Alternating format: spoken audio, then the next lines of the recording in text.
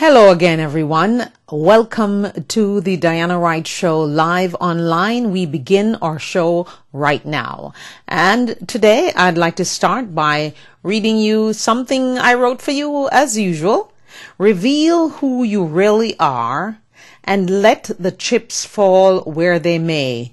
Love you first. Now, I think that's great encouragement to start and begin your day. Yes, I do. So as I welcome you from around the world and in the United States, and thank you so much for joining us, I just wonder how many of us are taking the time to love you first. Loving yourself first and loving yourself is generally a wonderful thing to do for your self-esteem, your self-confidence, and just your morale in life and about life and how you feel about things. So I encourage you to do that today as we try to bring you out of the blue and into the green, encouraging you to trust God. And no matter how deep and dark your depression is or your tragedy is or your problem is, He will indeed bring you out of it. So let us not listen to our detractors and the folks who are telling us crazy things. Don't listen to them. Do not listen to them. Because if you listen to them, they will lead you astray. Yeah? So as I put in my headphones, yes, there we go, I will just encourage you today to be who you really want to be. And who is that? Whatever it is that you come up with, that's what you need to work on. Forget about the naysayers. Because you see, the naysayers sometimes will come around, and that's the place we begin today on the Diana Wright Show live online. I begin with Governor Rick Scott. He has had a change of heart. What happened? Did he currently or recently or somehow went to bed and had a dream, a vision? So now he's going to expand Medicare as Obamacare provided for. Now he's thinking about the president and what the president wanted to do with Obamacare. Because remember now, our Governor Rick Scott spent some of his own money trying to fight Obamacare and President Obama. But all of a sudden, he's had a change of heart. Someone touched him somewhere. We don't know where it is, but he's now decided to expand Medicaid to include and enroll more poor people in the Medicaid program. Thank you, Governor Scott. We appreciate that. But we hope you're not thinking that doing this and all of a sudden not putting the hate on President Obama will make us vote for you in 2014 as you go up for re-election to be governor. This just makes me wonder who is actually running against you. Let's get to work. That was the thing that you used to persuade or con or encourage a lot of Floridians to vote for you. So, Governor Scott, we thank you for your change of heart and your change of mind, and hope you got a great vision from God that will make you a nicer, less mean Governor Scott. Florida will now expand its Medicaid program. Am I saying that clearly to you? To anyone who earns up to 133% of the federal poverty level, which is about $15,282 for a single person. So if you earn that and you're single, then Governor Scott has changed his mind and decided that you do deserve to get some health care. Because you see, health care is not a privilege, really. It is a right. Every American deserves to have good health care just the way all our politicians have. In Washington, the congressmen and women, and the senators, and indeed our president. They have excellent insurance and health care. So why shouldn't we? And why shouldn't the poor people of this country also have some health care through Medicaid? Also, yes, if you live in Florida and about 22 other states, all Republican governors, they've had a change of heart suddenly. So Governor Rick Scott is the 7th Republican governor to back the Medicaid expansion plan, made possible by who? Obamacare, that the Tea Party hates so much, and that the Republicans hate so much, and did so much to try to kill it. But can they actually kill it now? I don't think they can, because it's now the law of the land. So says the Supreme Court of the United States of America. Yes, it is the law of the land. So we have to just go with the ebb and flow. So you see, my friends, when you decide to keep hate in your heart, and when you decide to fight against someone else, there is a mighty one up there that will indeed give you the courage to change your mind and your course. Just because you might have an ulterior motive, because you see, you might just be running for re-election in 2014.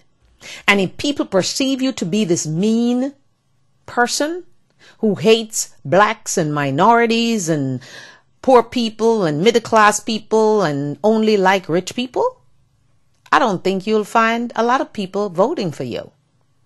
So as CPAC, the Republican thing they have every year to talk, I don't know what they talk about, because one year I remember they had Rush Limbaugh there jumping up and down like he was a gig or something.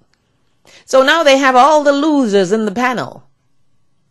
The biggest loser, Mitt Romney. The crazy loser, Sarah Palin. And who tells Senator McCain that he can even try to correct anyone or or just even say that anyone else is irresponsible when he gave us Sarah Palin for vice president? Can you imagine if they actually won the election?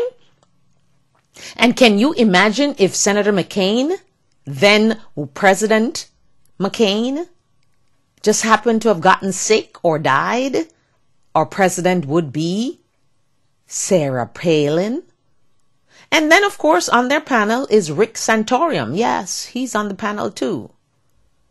So I wonder what they plan to do with all those losing people. Are they going to encourage the Republicans to go down the same avenue, the same road that they've been going down, filled with hate and non-truth, untruth? Lies, just let's put it that way. Lies. They keep telling lies and making up things. And I just wonder where they get some of their stories. Where does Sarah Palin come up with her strategy and her comments to talk about the president? And she is still angry with Katie Couric for calling her out. See? Yet these are the people who talk about being conservative Christians. And before I continue, I must apologize for my special guest that was supposed to join me today, Pastor Gil Monrose, who will join me tomorrow morning. He had a little schedule malfunction, you see. So we forgive him and we thank him and we expect him to be here with us tomorrow morning. That's Friday morning. Wow. How the weeks just slip away from us.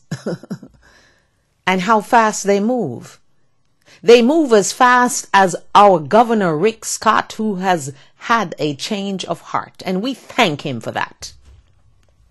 So we are hoping that as far as the sequester is concerned, that the Republicans led by our Speaker, John Boehner, I hope and pray that he will do the same, have a change of heart, and get his caucus in line, especially the Tea Party ones who are just determined to continue to say, no, no, no.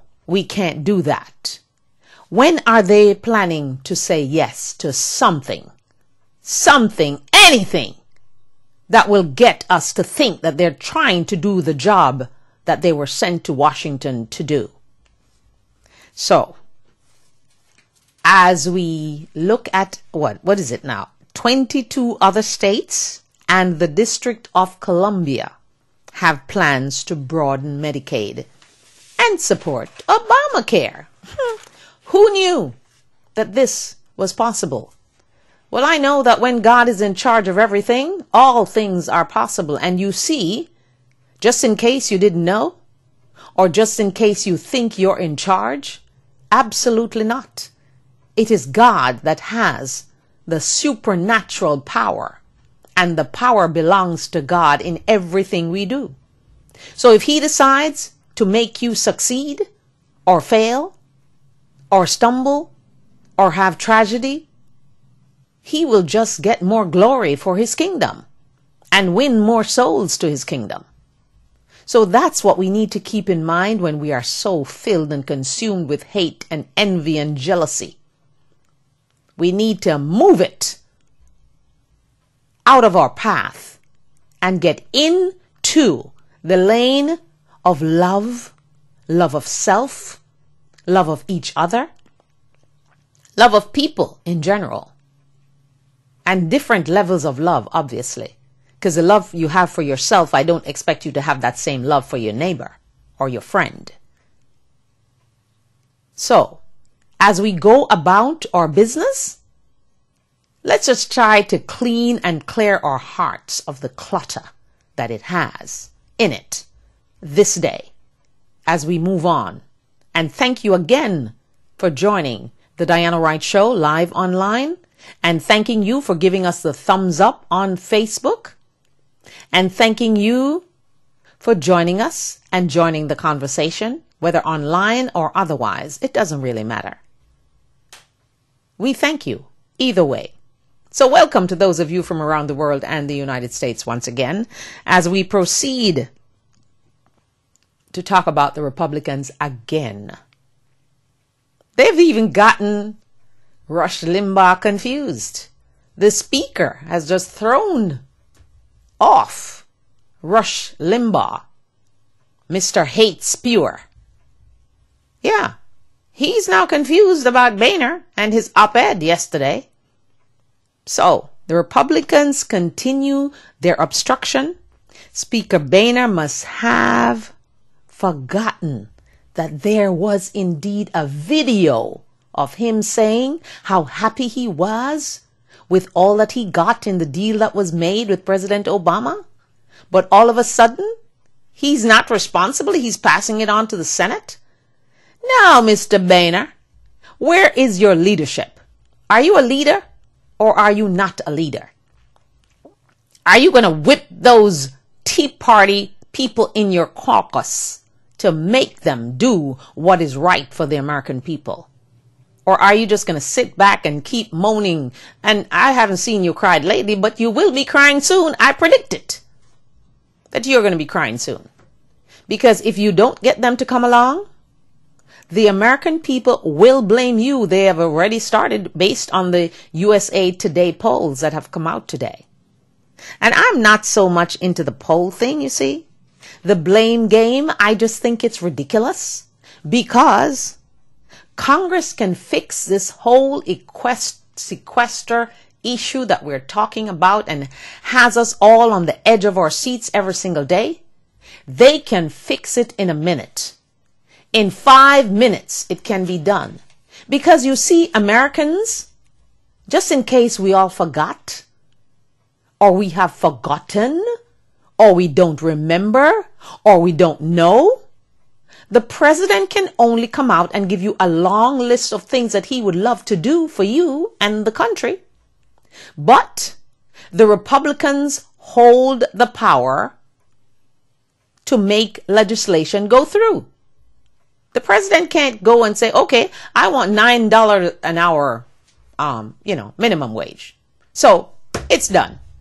He just doesn't have the power to do that. He can make a long laundry list of wonderful, great things that he would like to achieve in his second term of his presidency. But if the Republicans continue to block him and say no to everything, absolutely nothing will get done in this, our great nation, our great country that we all love so much. Absolutely nothing will get done. So when are you, my good friends who are watching the Diana Wright Show live online, when are you going to pick up your phone and keep dialing Washington, D.C., even though they're out of town, the Republicans are on vacation? You will still get their staff. Because have no fear, and did you know, I'm sure that the op-ed that came out from Boehner yesterday, I'm sure it's one of his staff members who put that op-ed out under his name. So yes, don't wait until they come back from vacation. Start calling now, and if you call enough, I'm sure maybe they will cut that vacation just a little short. Yeah, maybe they will, or maybe they won't. But let's test our power as American people by jamming the phones in Washington, D.C., because that's the only contribution you can make right now, because it's not time to vote yet. You have to wait until 2014 or 2016. And it seems like all they're thinking about is 2014 right now. They don't really care about us and our problems and our fact that we might not have food on our tables and we might not have some place to rest our head. We might be homeless. I don't think they actually care, because if they cared, they would not be running the country on a crisis mentality. So every 3 months we go through another crisis. Or is it less than 3 months? No, it's actually less than 3 months. A crisis looms over our heads that makes us tremble and wonder what will happen tomorrow. We need not be living in that state of mind. And we can only assert our authority and our power by jamming the phones of Washington, D.C. for every congressman, congresswoman, senator, and the White House. Let them know what you want. And let them know that they need to stop the gridlock in Washington and do our business. How about that? So, Americans who believe that the president can do great things without Congress, yes, there are a few things he can do by executive order, but not the legislations that are important to us. The Republicans hold the key because, remember, they outnumber the Democrats in Congress. The Democrats control the Senate. But Speaker Boehner is in charge, and he needs to stop rolling the ball to the Senate and do his job. And stop being so afraid of those Tea Partiers in your caucus, because it seems like they're the ones who are driving fear into you. Have you ever watched the video when they're walking behind him, how they all look so mean? And, you know, as if they're ready to cut someone down with a cleaver, a meat cleaver, as the president calls their cuts. So let us get up and do our part today. Start dialing. Come on, get that cell phone out and start dialing. And if you're in your car and someone is calling you to tell you about this, when you get to your destination, you need to get on your phone and call Washington, D.C., because that's the only way that you can affect change in Washington, by letting them hear your voice. So, remember that the Diana Wright Show, live online, we have April 30th looming around us. Not only March 1st is the day we need to worry about for the sequester to hit, but we need to write it down on our calendars and remember the day. April 30th will be National I Love Me Day, courtesy of the Diana Wright Show live online. We declared it, we decreed it, and we know that God will make it happen. Because we know that God knows that if you love yourself and you teach your children to love themselves, the world will be a much better place to live in. to sleep in, to want to be in. So let's encourage that today. And we encourage those of you who are just feeling a little depressed today because of whatever it is that's troubling you. I invite you to come out of the green and come out of the blue, and go into the green, because hope is alive. Have some faith. Believe in what you're praying for and know that God will answer your prayers. It might not be in your time.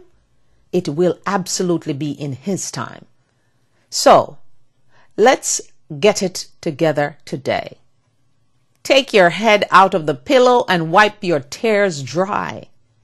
Stop crying. Stop feeling blue. Come into the green of life. Start living. Just go to the mirror and look at yourself. Dry your tears in front of the mirror. And then say to yourself, I love me.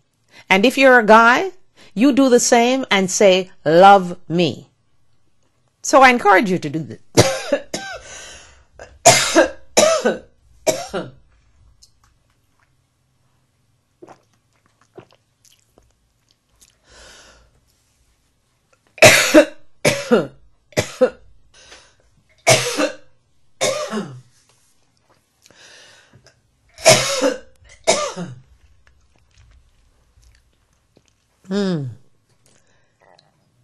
I am back, and I'm encouraging you to do that. Pick up your phone, go to your mirror, say I love me, and move on and make it a better, greater day. All right. Let us forget the blame game and put the blame where it ought to be, at the heels of John Boehner. Okay, Mr. Boehner.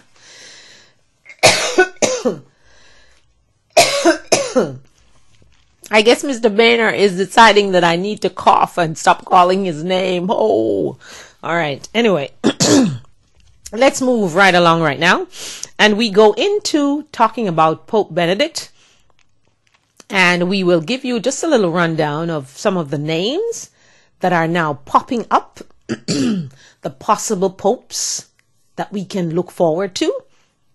And we only have one that's in his 50s. What is it? Only old guys can be popes? I don't know. I'm just wondering. So the possible cardinals to succeed Pope Benedict are as follows. Cardinal Angelo Scola. He's 71 years old. He's the Archbishop of Milan.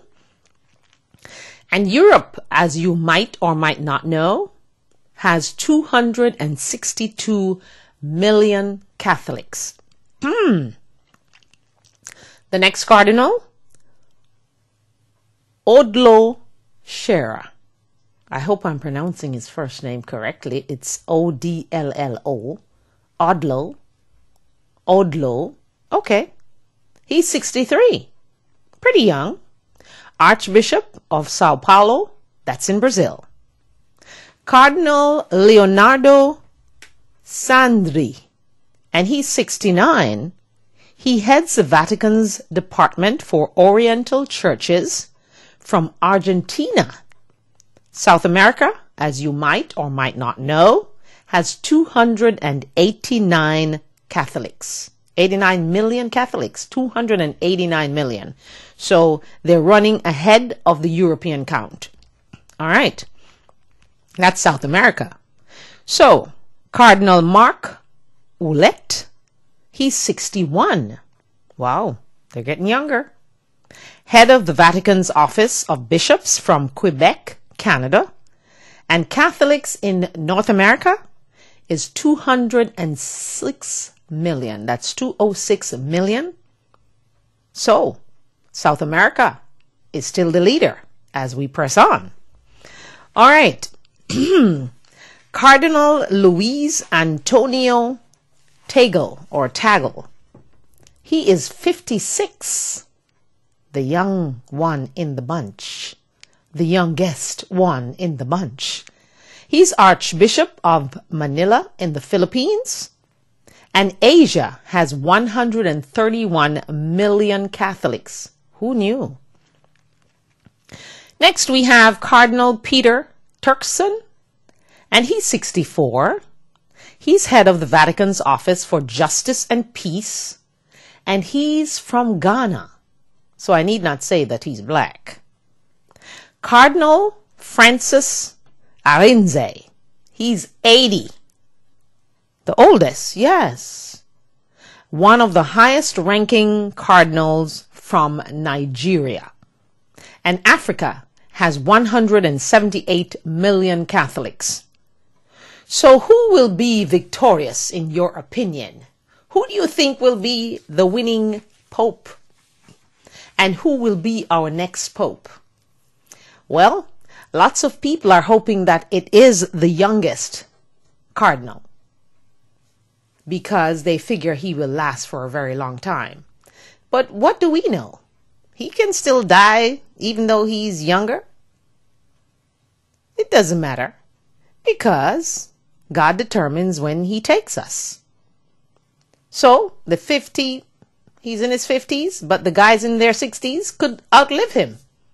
So we don't really know, but everyone seems to be rooting for the youngest of the group.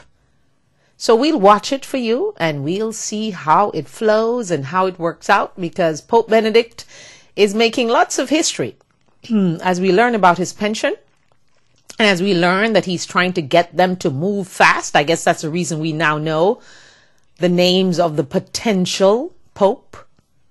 Yeah, because Pope Benedict is in the background stirring that fire.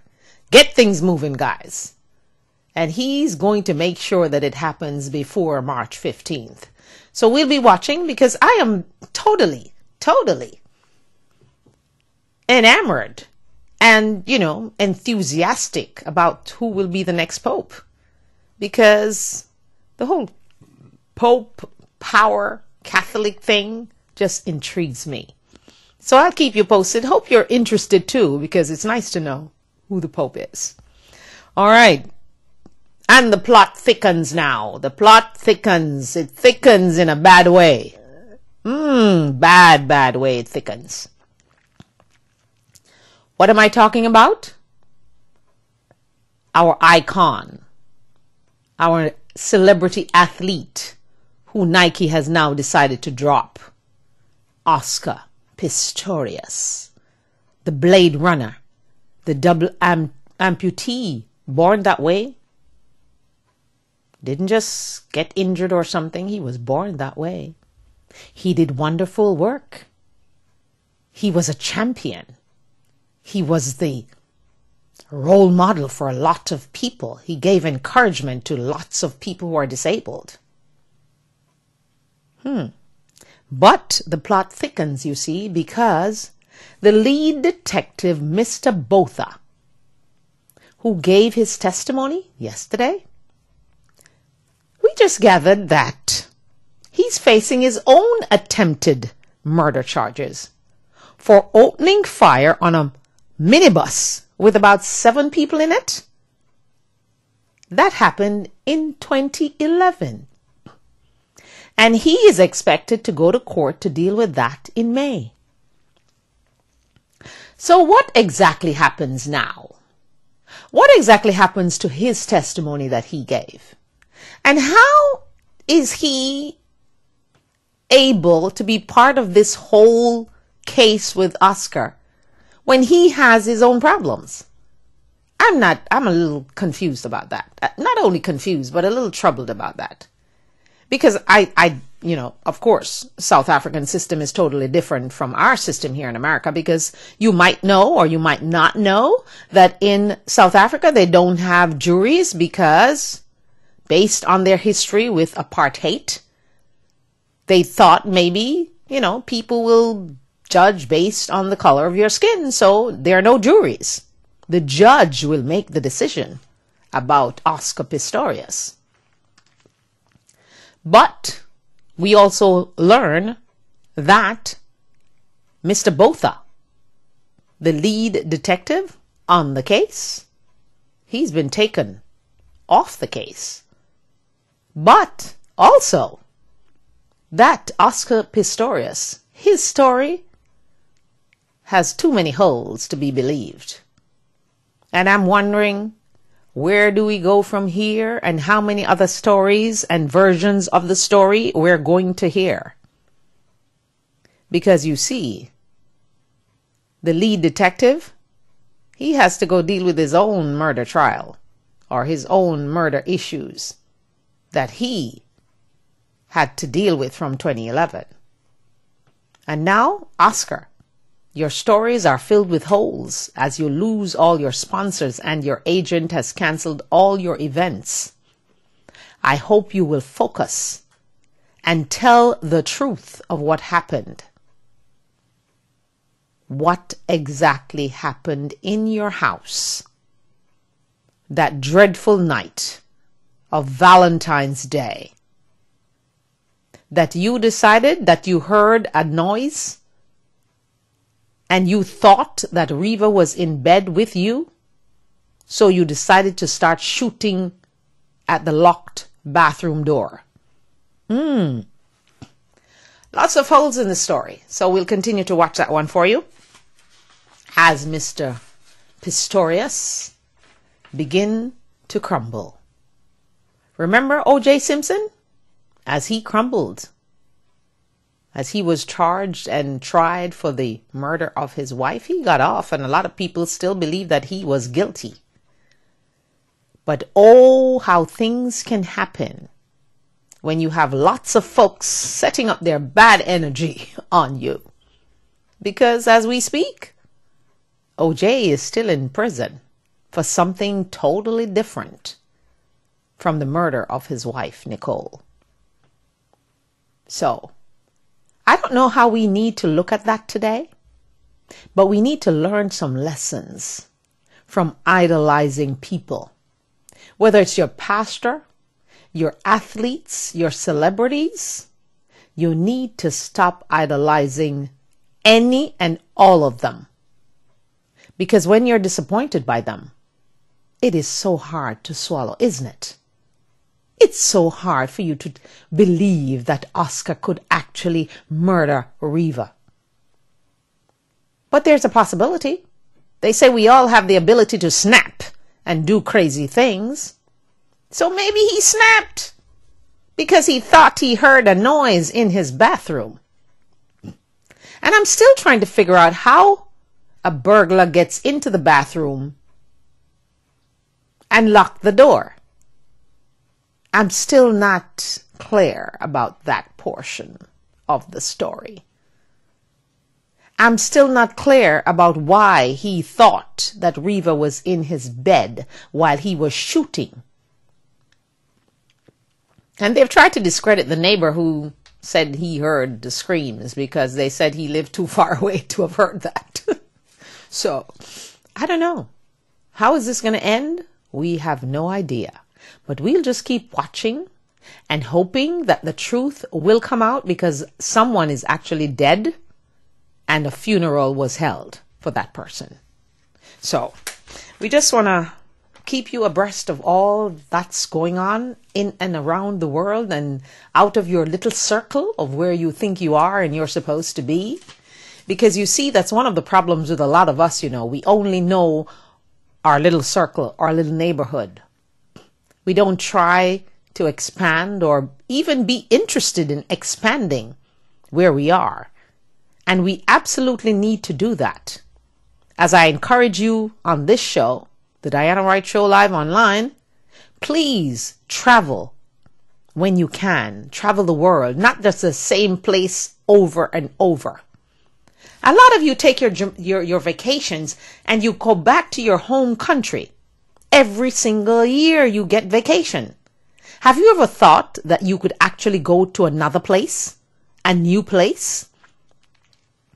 That you could actually explore a different culture, different foods, different people, and see life and the world in a different way? Well, I'm encouraging you to do that. The same money that you take to go back to your hometown to show off your new clothes and act as if money grows on the trees of the United States, and let all your relatives believe that life is so wonderful for you in America, you might want to take that money and explore someplace else. It doesn't even have to be Europe or Russia or Asia or, it can just be someplace else in the United States that you don't live. Because I guarantee you, if you move out of your own little comfort zone, you will find that you realize the world is just a very big place. And you might just love it, as opposed to staying in your little circle and being glorified by those who want to kiss your feet because you believe that you are special in your place. So explore, expand your mind, and try to know some more before you try to fill your heart with jealousy and hate and envy. Let's move along from that and explore our minds and try to include other people in our world that are not necessarily like us or from the same place we're from or eat the same food that we eat. Yeah, we can actually do that. So let's continue. And, I think I need to remind you again that gas prices has actually gone up again. So what's going on? Where is all the gas that we're finding here? Every time I turn around, it seems like we have to be paying more at the pump. Are any of the politicians worried about us? Are they thinking about us? Or are they just thinking about the next election that they want to be elected because they don't want to give up that sweet power that they have? Yeah. Because power is sweet, you see. It's glorious. But it can be corrupt. And it can lead to all kinds of crazy mind things. Like some pastors who believe that they're gods. And after they believe that they're gods, they are taken down from grace so quickly. Because pride and perceived power does not keep you on that pulpit. Because eventually, if you are too full of pride and you start thinking that you are God, the rug will move from under your feet and you will be defeated. When you think you can do things in the dark and it doesn't come out to light, just let's think of Eddie Long in Atlanta, Georgia.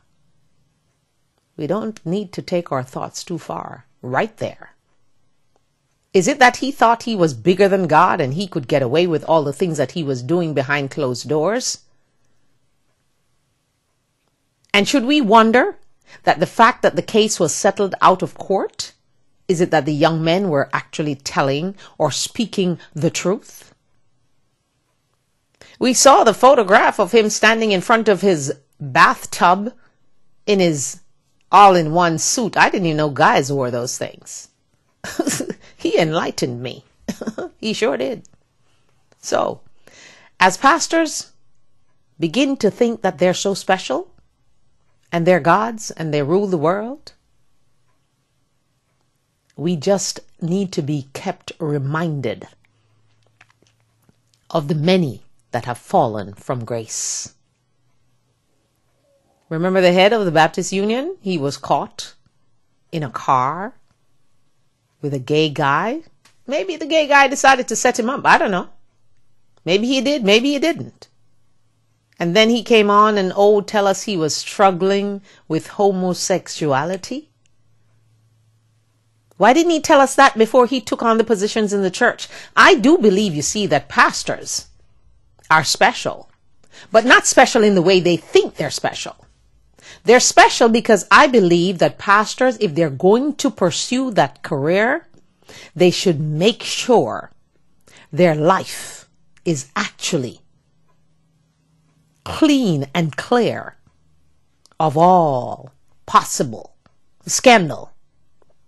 Because believe me, there is nothing that's done in the dark that doesn't come out in the light. The Bible tells us that.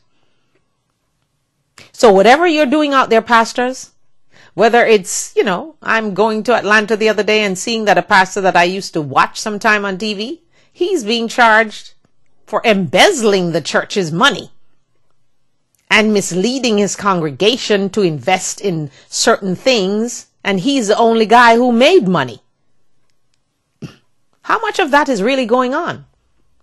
Are you pastors inviting people into your church to come and talk about investments when you have not done your own Dun & Bradstreet about that person? Or do you only do it because you feel you'll make money and your congregation will lose? Believe me, you will get caught. No sin goes unpunished, especially when you have people who are looking up to you, who are worshiping you basically, because some people actually worship their pastors. Yeah, it seems that way. They do. You can say nothing wrong about their pastor. Their pastor can do no wrong in their eyes. And there's so many little squabbles and squibbles going on in the churches. And yet we see all those young people who are supposedly doing the right thing and being told to do the right thing, but they pretend as if they're not having sex, and indeed they're having a whole lot of sex because they all end up pregnant. And even if it's the first time they did it and they got caught by getting pregnant, they should not be doing it in the first place. Because you're coming to church and acting holy. You should at least be true to yourself. And if you're looking for love in the wrong places and thinking that sex will get you to the guy that you love, absolutely not, it won't. So young people, tap into your young power and stop thinking that having sex with a young man will make him love you or make him keep you forever. It doesn't normally work that way. Have you heard of the scandals of the young men who sleep with young women at high school level, and then they go and tell all their friends about it? Have you heard of the young men who bet their friends that they can conquer this or that girl, and then they go and brag about it? Because they come and they tell you sweet nothings in your ears that you want to hear, because you're so insecure and not loving who you are, that you decide that what the boy is telling you is the right thing. And most of the times it is not. It is a lie. It is pretense. So let's start looking inside for our own love of self before we hasten to find love from someone else, because it can be deadly. So many young people are being killed by their lovers in high school because of jealousy. Young people are murdering other young people because they're stealing their boyfriends in high school.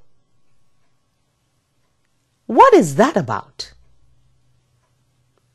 What is our young people missing in their houses, in their homes? What are they missing from their parents?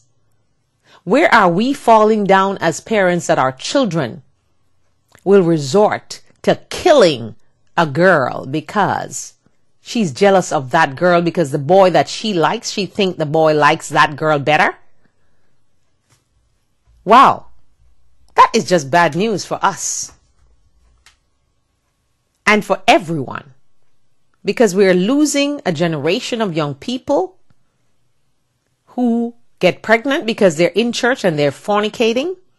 And then they kind of just give up, on trying to finish college or trying to get a good job, and things just spiral down because they try to, get all the stuff that might be available for them, that they don't have to do this and they don't have to do that. And that leads me to another topic of people who are taking in other people's children when their children are not even turning out that good anyway. How dare you take other people's children into your house as a foster parent or you adopt them when your children did not turn out that great? What do you think is going to change? Because it's someone else's child, they're going to be different? You're going to affect them differently? I don't think so. Because the parent you are with your own children is the parent you will be with children who are not your own. And are some of these people doing it for money? I'm told they're not, because the money is not that great. But some of them are choosing to adopt and do other things that they think will earn them some cash. But are they actually using that cash to benefit the children that they're adopting, or they're doing it for their own gain? Those are things we really and must consider and think about and ponder, and hope that our hearts are in the right places, are just simply in the right place when we decide to become foster parents and adopt other people's children. I know of couples who adopt other people's children and then they break up and the children are in turmoil and want to just even probably go back to the system that they thought was so bad. So let's be thoughtful and careful about choosing to adopt and to be foster parents for other people's children, because it's serious business, you see. Raising teenagers, not an easy feat. So if you've done badly with your own teenagers, I don't recommend you go down the road of adoption and foster parenting for other people's children. You might just fail again. And what do you do then when you fail again and again? And if there's not that much money into it, why are people doing it? This should be something that you truly love to do. Like, yes, there are some people who truly love kids and truly just want to have kids around, so they become foster parents and they adopt children. But a lot of people are simply going into it because they think there's money to be made. And I'm here to tell you that most of the people I talk to who have foster kids, they're saying, not so fast. And the ones who adopt, it never seemed to turn out that great. I've seen lots of them. I've seen couples move their children that they adopt from the United States who are American citizens, move them to Trinidad or to different countries. And the children are miserable because they want to be back in the US of A where they were born. That wasn't part of their plan to be taken out of their country. But it happens, and it's done, and it's wrong. So, all right. And that moves me right into the next issue that I want to talk about. And that is the French way of parenting. So let me give you some tips that I picked up. Parenting advice as the French would have it. They say you should treat men differently. French women think their partners are adorable, hapless creatures. French women, they speak their mind, you know. They said also that your bedroom must be kept sacred. So keep those little ones out of your bedroom. You still have a marriage to protect and nurture. And your husbands still have needs. And so should you. No TP in the living room. And I so agree with that one. You know, you go to a lot of people's houses and they start apologizing from you get to the door. Oh, you know, the kids, they just mess the place up. And not an excuse, parents. That's a lame excuse. You are the parent. You're in charge. You need to govern and rule your house so that your children does not have all their toys in your living room where adults should play and come to visit you. They should have their own little space. And even if it's in the living room, it can be done and done in a neat, tidy way. So stop making excuses, parents, when people come to your house and you're telling them, oh, you know, Johnny did this and oh, Johnny's making the place such a mess. No, it's you. Johnny is a kid. Johnny doesn't really know any better. You know better. You need to do better and stop blaming the little ones. So the French agrees. No teepee in the living room. I'm sure you know what a teepee is. That little thing that they set up with the sticks and the cloth and stuff like that. All right. One curse word is allowed by the French parents. I don't agree with that one. I think no curse words are allowed with children. We should not allow our children to be cursing from they're that little, because it only escalates into something bad. Now, you see, my daughter, when she became a teenager and, you know, an 18-year-old, she figured out, okay, I'm not supposed to curse. So she just used the word C-R-A-P a lot. Okay. Crap. Because she figures that's not a bad word or a curse word. So maybe, I don't know if that's the word the French is thinking, but that's the word my daughter chooses to use. So, okay, let's move on. Back off the playground. They're advising you as parents to back off when your kids are at the playground. Give them some space. Give them some room. Don't be so overprotective and act as if a little bruise is going to let them die. Well, I'm guilty. When my daughter was a baby and when she was a toddler, I was kind of hovering a little bit over her on that playground, because I just never thought that some of those playgrounds and public parks were safe. So you would be looking for things and watching out for this and that, and the poor kid is just having fun. So let them breathe a little bit, and you back off, parents, off the playground. And there should be no kid food, according to the French parent. No kid food allowed. So don't be coming up with all that bottled food and all that little kiddie food stuff. Make them real food. Just, of course, you might have to puree it here and there. You can't just give them the whole piece of potato. They will choke. So you might have to just mash your own potatoes.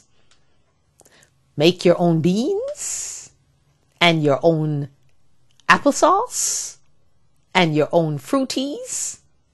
That's what they're advising you to do. No kid food. So, hand kids over. Now, I'm not so much into that one because I don't like to hand my daughter over to anyone overnight.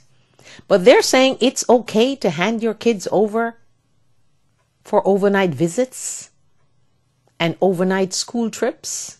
I don't agree. I'm sorry. I'm not French. But I am not handing over my child to overnight with anyone. She's only done that once with my pastor that I trusted and believed in. Yes. One time, and her daughter, Cassandra, wonderful young lady. Wonderful she is in taking care of people. She has a knack of taking care of people. So then I thought an overnight visit was okay. But remember now, she was a teenager at the time and not a little baby or a little kid. And I knew that she would have been protected in that particular house because Prophetess would have it no other way. And Cassandra was ready to give good care. So I thank them for that experience. And I know my daughter had a wonderful time because she felt free.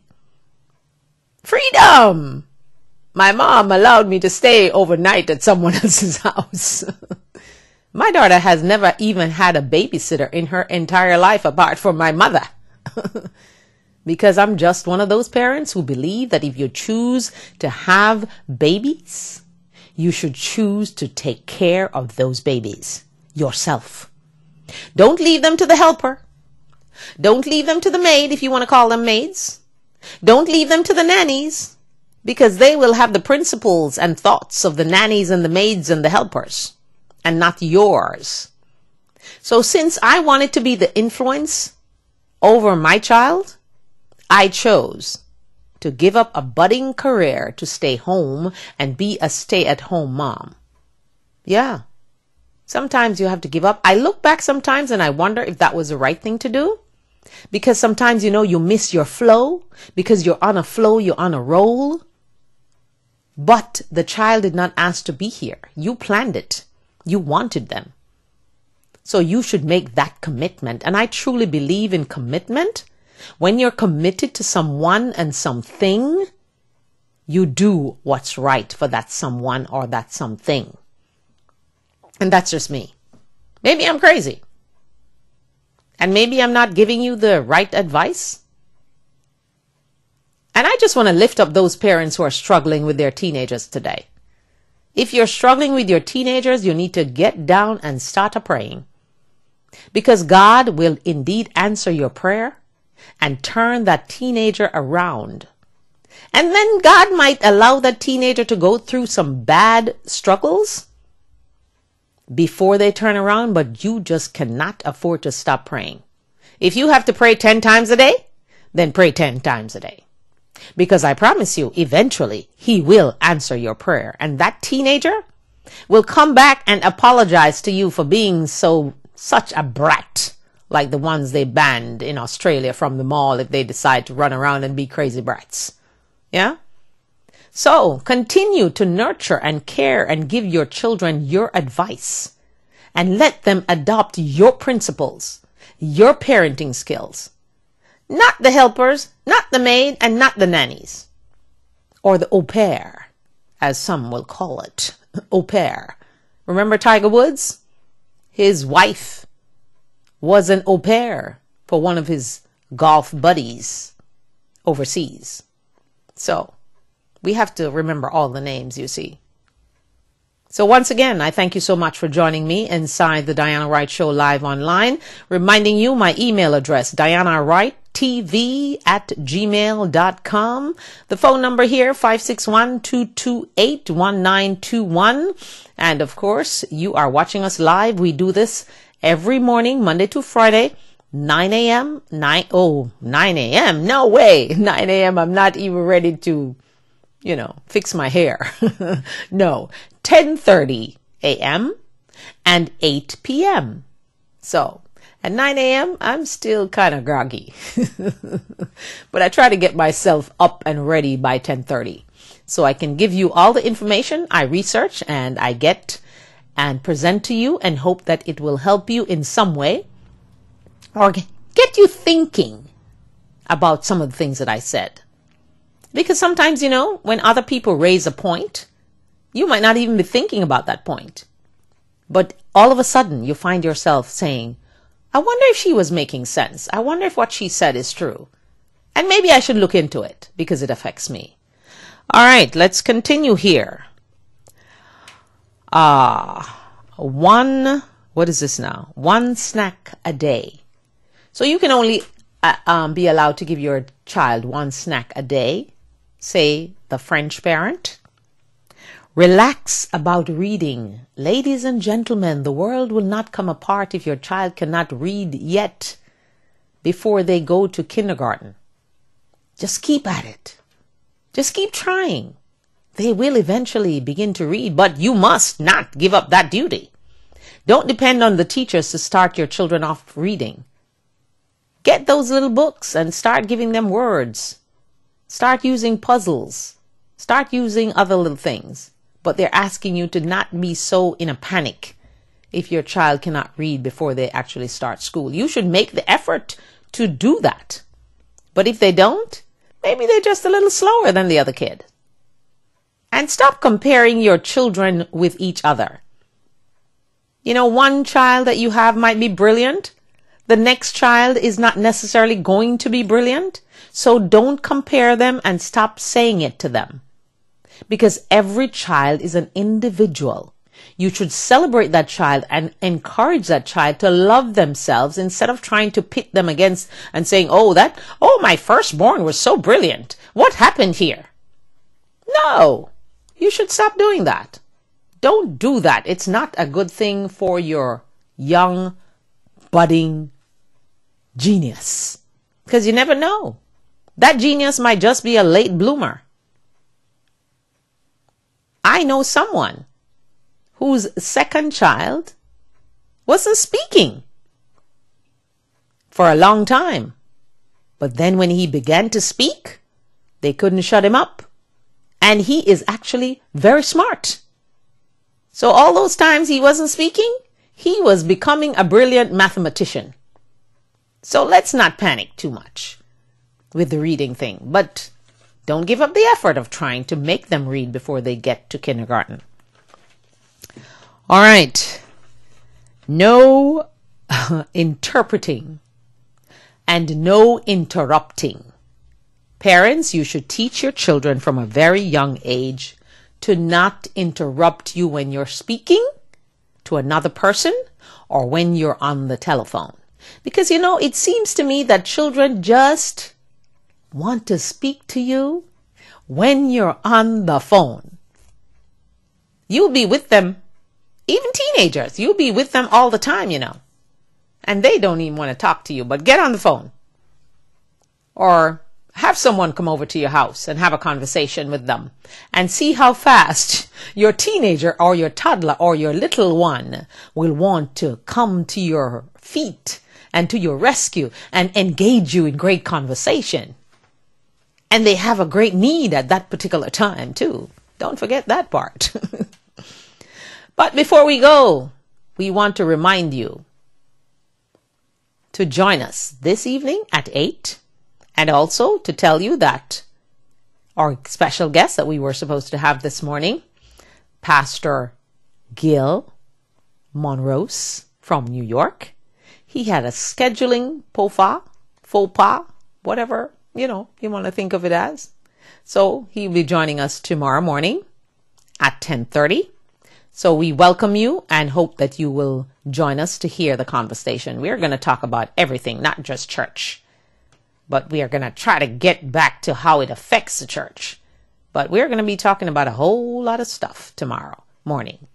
So I welcome you and ask you to join me this evening at 8. But before I go, I want to wonder if you would like to buy a piece of designer garment designed by the Postal Service.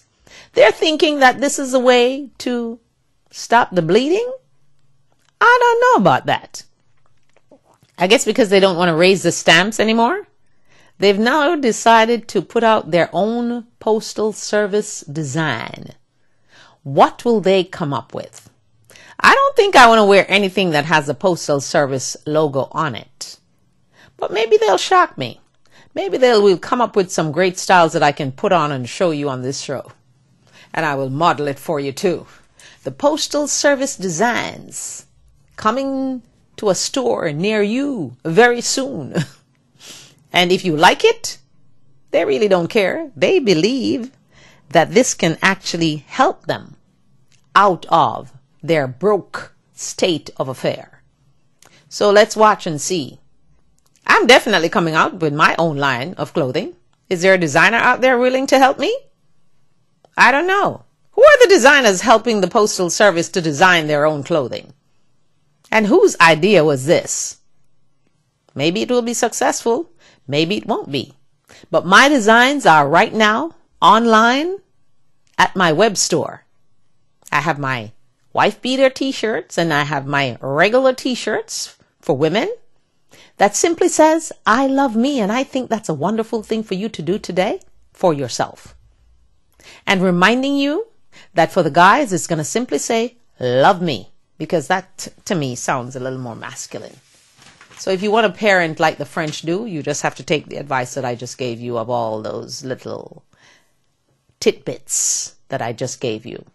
So, once again, reminding you that if you'd like to be a sponsor of the show, if you'd like to be a partner with the show, and if you'd like to advertise on the show or have me speak at your gathering, to bring you my I Love Me crusade and the testimony of the things that have gone on in my life for the past 5 years. Yes, it's coming out in a book, and the book is titled Deadly Negligence.